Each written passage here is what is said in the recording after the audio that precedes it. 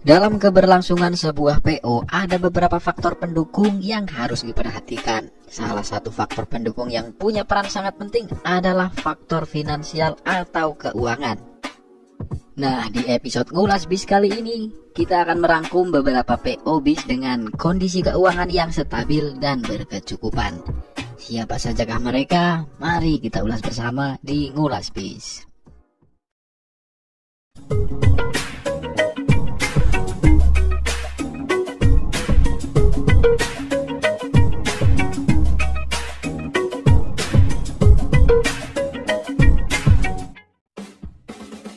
Oke, sebelumnya disclaimer dulu ya. Dalam mengetahui kondisi keuangan sebuah PO tentu cukup sulit karena minimnya informasi tentang itu.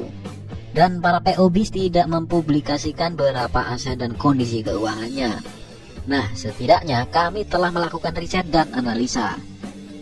Dan yang jadi parameter untuk konten ini kami ambil dari beberapa faktor seperti aset yang dimiliki, jaringan trayek yang dimiliki, dan jumlah pengguna atau konsumen dari sebuah PO itu sendiri. Nah, apabila menurut kalian ada beberapa PO bis yang layak untuk masuk ke dalam daftar tapi tidak masuk di dalam daftar, kalian boleh tambahkan di kolom komentar untuk kita diskusikan bersama. Ya, intinya konten ini juga sebagai forum diskusi. Oke lah, langsung saja ke daftarnya.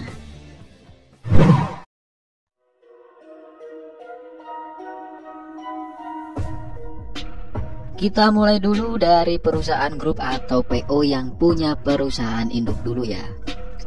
Mayasari Group merupakan sebuah grup transportasi tersukses di Indonesia dengan banyak anak perusahaan di dalamnya seperti PO Mayasari Bakti, Doa Ibu, MGI, CBU, Prima Jasa, dan Karunia Bakti. Bahkan Mayasari menjadi salah satu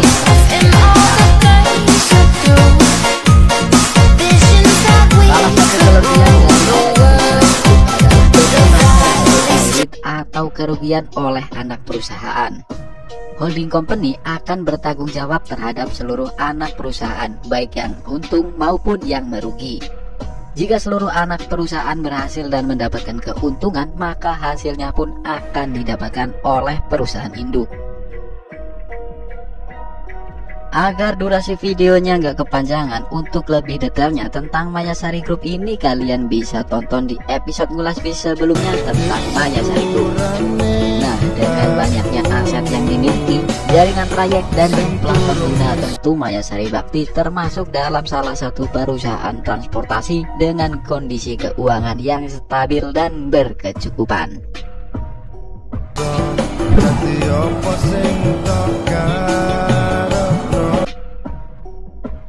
Sama seperti Mayasari Group, Hiba Group juga salah satu grup perusahaan transportasi yang punya anak usaha di dalamnya.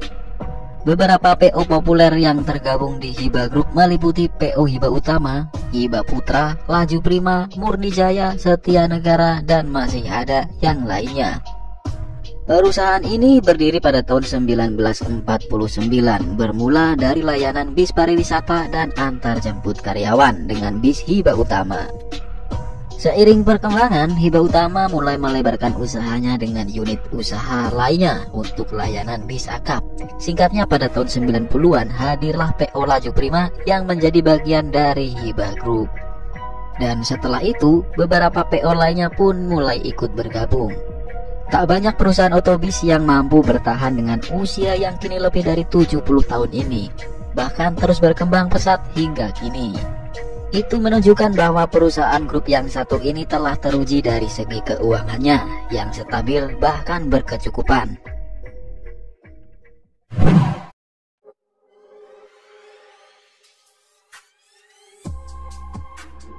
Lorena juga memiliki banyak anak perusahaan, baik yang bergerak di bidang transportasi atau di bidang lainnya. Mengenai hal ini pernah saya ulas di episode Ngulas Bis tentang profil dan sejarah Lorena. Untuk lebih lengkapnya bisa kalian tonton videonya karena nanti bakalan kepanjangan durasinya, oke? Mungkin dari beberapa perusahaan bis yang ada, Lorena menjadi salah satu perusahaan yang sifatnya terbuka atau go public. Pada tahun 2014, status perusahaan Lorena menjadi perusahaan terbuka atau TBK dengan holding company PT Eka Sari Lorena Transport Tbk. Lorena melepas 42,8% sahamnya ke publik. Apa itu TBK? Sekedar informasi aja, TBK merupakan perusahaan dengan bentuk kepemilikan yang disalurkan kepada pemilik saham yang sifatnya terbuka dan menerima modal dari siapapun sebanyak-banyaknya. Keuntungan utama menjadi perusahaan TBK adalah mempunyai peluang besar untuk mengembangkan skala perusahaan. Selain itu, perusahaan TBK juga akan mendapatkan keuntungan berupa fasilitas intensif pajak penghasilan atau PPh dari pemerintah. Nah, semua perusahaan yang sifatnya go publik diwajibkan untuk menyampaikan laporan keuangan yang disusun sesuai dengan standar akuntansi keuangan dan telah diaudit oleh akuntan publik yang terdaftar di OJK. Karena salah satu cara bagi investor untuk memantau kinerja perusahaan yang sifatnya go publik atau TBK. Nah, laporan keuangan dan laba rugi dari Lorena juga terbuka di website Lorena, bisa kalian lihat sendiri. Meski sempat mengalami masa-masa sulit saat pandemi COVID-19, tapi kini pendapatan Lorena mulai membaik dengan berakhirnya pandemi. Pendapatan Lorena naik 30% berkat mudik lebaran tahun ini. Lorena telah menjadi perusahaan besar, aset armadanya juga cukup banyak, jaringan trayeknya juga banyak, dan pengguna dari PO Lorena juga banyak. Jadi saya rasa Lorena pantas untuk berada di daftar ini.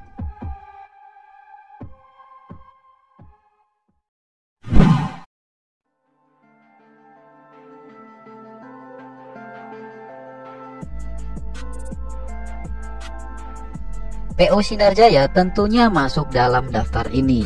PO raksasa yang memiliki armada sangat banyak, jaringan trayeknya juga banyak, hingga punya basis penumpang yang banyak juga, khususnya di daerah Ngapak. Nah, hal itu menjadikan perusahaan otobis yang satu ini sebagai PO bis dengan penghasilan kelas menengah ke atas. Selain itu, Sinar Jaya juga mempunyai grup perusahaan yang memiliki banyak anak usaha di dalamnya. Nah, apa aja yang menjadi anak usaha dari Sinar Jaya ini telah saya ulas sebelumnya. Dan untuk detailnya kalian bisa saksikan di episode ngulas bis tentang PO Sinar Jaya. Nah, ada salah satu fakta menarik dari PO Sinar Jaya yang menunjukkan bahwa PO ini mempunyai kondisi finansial yang cukup baik. Bahwa Sinar Jaya tidak pernah menjual bis bekasnya ke PO lain. Nyaris tidak ada armada X Sinar Jaya yang dipakai oleh PO lain. Armada bis di Sinar Jaya dipakai sendiri oleh Sinar Jaya hingga batasan usianya berakhir. Ya, paling diambil komponen yang masih bisa dimanfaatkan, sisanya lalu dilebur dan dihancurkan. Padahal kan lumayan, hitung-hitung bisa buat nambah-nambah biaya permajaan armada. Tapi Sinar Jaya memiliki komitmen yang seperti itu, dan itu sudah menjadi sikap dari Sinar Jaya.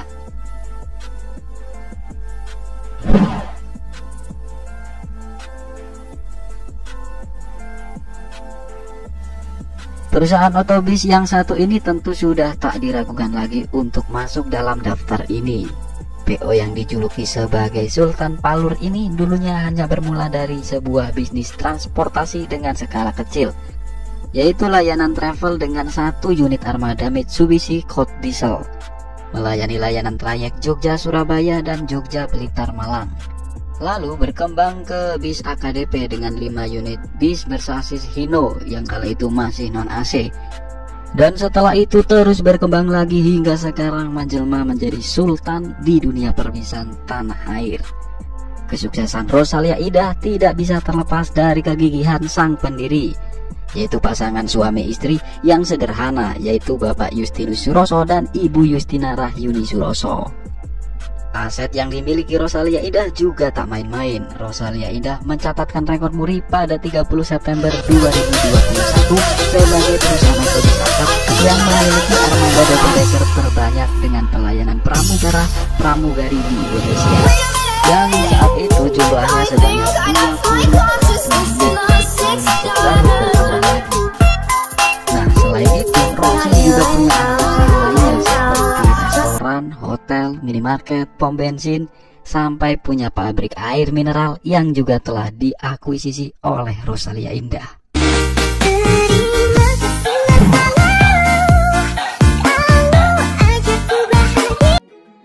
Perusahaan otobus yang berasal dari Tulungagung, Jawa Timur ini juga masuk dalam daftar ini. Dilihat dari armadanya yang banyak, jaringan trayeknya yang juga banyak, hingga punya basis penumpang yang cukup banyak juga. PO Harapan Jaya tentunya punya pendapatan yang besar yang dihasilkan dari dua divisi layanan, yaitu bis reguler akap yang melayani trayek ke beberapa daerah di Jawa Timur menuju Jabodetabek, dan divisi Patas Jatim dengan trayek Surabaya, Kediri, Trenggalek, Tulungagung. Dan kondisi keuangan dari Harapan Jaya tentunya stabil dan berkecukupan. PO ini juga dikenal sebagai PO yang memiliki armada bis dengan sasis premium, yang tentunya harganya cukup mahal.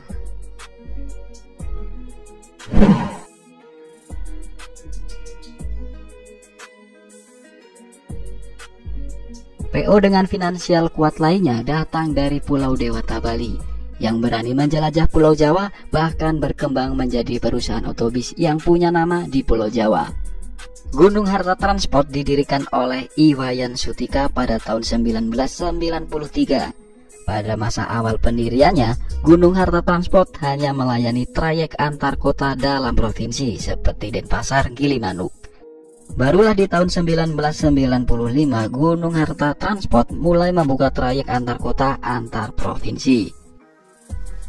Berkat kerja keras dan dukungan dari masyarakat Bali, PO ini mampu mengembangkan jumlah armada bisnya sekitar 40 unit pada tahun 2004. Anak dari Iwayan Sutika, Igede Yoyo Santoso, juga turut mengembangkan perusahaan bis Gunung Harta di Kota Malang, yaitu dengan mendirikan perusahaan otobus Gunung Harta Transport Solution dan berafiliasi dengan Gunung Harta Transport Bali yang dimiliki oleh ayahnya. Kini PO ini masuk dalam PO dengan kasta kelas atas. Armada yang dimilikinya rata-rata ditopang dengan sasis mahal seperti Scania, Mercedes-Benz, dan Volvo. Dan Gunung Harta mungkin menjadi PO bis yang paling banyak memiliki armada bis tronton. Peremajaan armadanya juga tak pernah terlambat. PO ini seringkali merilis armada baru dari karoseri dengan sasis premium tadi. Dan banyaknya sasis premium bukan sekedar untuk gaya-gayaan atau show off saja. Hal itu dilakukan oleh Gunung Harta untuk memberikan servis senyaman mungkin kepada penggunanya. Karena sebuah kenyamanan tentunya ada harga yang sebanding, dan pengguna Gunung Harta tahu akan hal itu.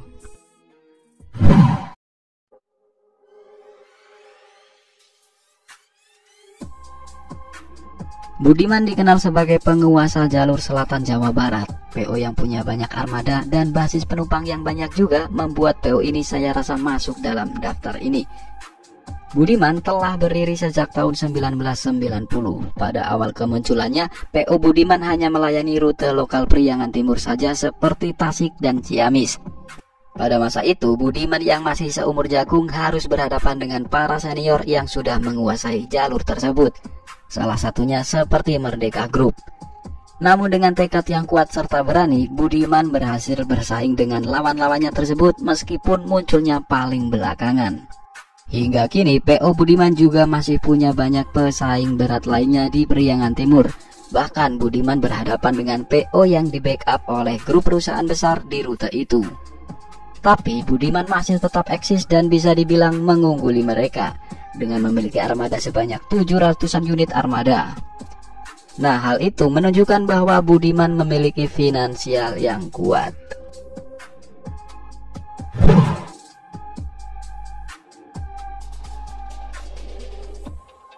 Tak afdol rasanya jika tidak memasukkan PO Pak Haji ini dalam daftar ini.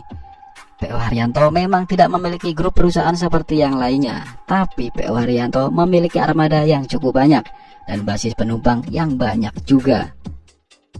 Untuk daerah Muria Raya, mungkin PO Haryanto inilah yang jadi penguasanya dari banyaknya pemain Muria lainnya. Jika tidak di backup dengan finansial yang kuat, berat rasanya bagi PO Haryanto untuk menjadi penguasa di daerah Muria. Mengingat di daerah itu persaingannya sangat ketat. PO Haryanto juga memiliki aset berupa SPBU dan rumah makan. Dari situ bisa menambah pendapatan untuk perusahaan otobisnya.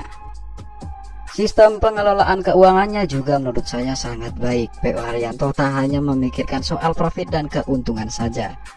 Ada aspek lain yang menurutnya juga harus diperhatikan, yaitu nilai-nilai keagamaan menjadi acuan dalam berbisnis. Beberapa persen penghasilannya disisihkan untuk infak dan zakat yang diberikan kepada yang membutuhkan. Itulah salah satu kunci kesuksesan kenapa PO ini bisa tetap survive dalam keadaan apapun dan bisa terus berkembang.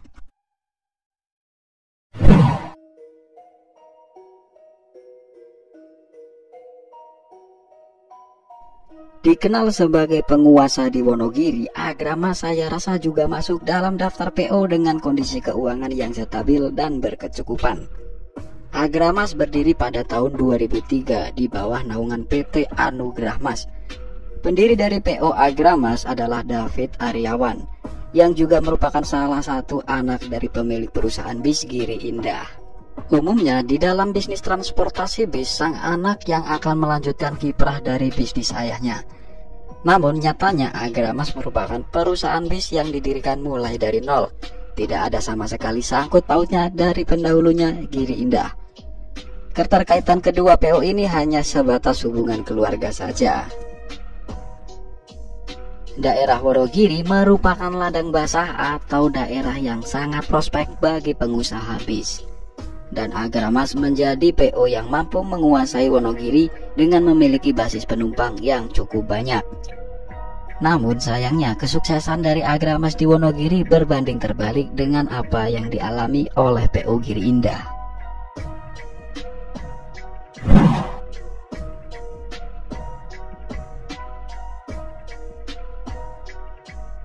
Sebelum menjadi penguasa di Purwodadi, Garuda Mas memulai merintis karirnya dengan bermain di trayek Cirebon Jakarta. Ya karena PO ini lahir di Cirebon pada tahun 1972. Di rute Cirebonan, Garuda Mas harus bersaing dengan para senior yang sudah menguasai jalur tersebut, yang kala itu sulit untuk ditandingi. Hal itu yang membuat Garuda Mas mencoba bermain di trayek lain dengan membuka trayek ke daerah Jepara, Kudus, dan Pati. Dan di saat itu di Purwodadi masih jarang PO bis yang masuk ke sana. Kebanyakan masyarakat Purwodadi yang akan berpergian ke Jakarta naiknya dari Demak atau Semarang. Nah, warga Purwodadi banyak yang ikut dengan armada dari Garuda Mas yang dari Jepara, Kudus, dan Pati. Karena pelayanannya yang baik, banyak warga Purwodadi yang meminta agar Garuda Mas masuk ke Purwodadi. Ibarat sebuah jodoh, pasangan yang saling membutuhkan. Warga Purwodadi butuh Garuda Mas dan Garuda Mas juga butuh warga Purwodadi. Akhirnya Garuda Mas masuk ke Purwodadi dan menjadi pemain besar di rute itu dengan memiliki basis penumpang yang sangat banyak. Hingga kini Garuda Mas tetap menjadi nomor satu di daerah Purwodadi, tak mudah untuk digeser. Tentunya jika sebuah perusahaan otobis telah menguasai suatu daerah, maka pendapatannya akan meningkat dan kondisi keuangan atau finansialnya akan kuat. Itulah kenapa Garuda Mas menurut saya masuk dalam daftar ini.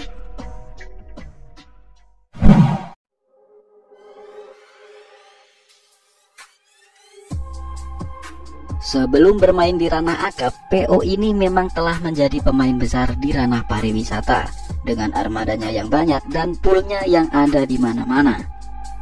Dan sebelum terjun ke akap, Pandawa 87 telah memiliki finansial yang kuat. Memang PO ini di ranah akap masih seumur jagung, tapi melihat bagaimana PO ini menjadi pemain besar di ranah pariwisata, bukan tidak mungkin akan menjadi pemain besar juga di ranah akap. Yang pasti tidak mudah dan harus didasari dengan manajemen pengelolaan yang baik serta harus punya planning strategi untuk bisa sukses di ranah akap.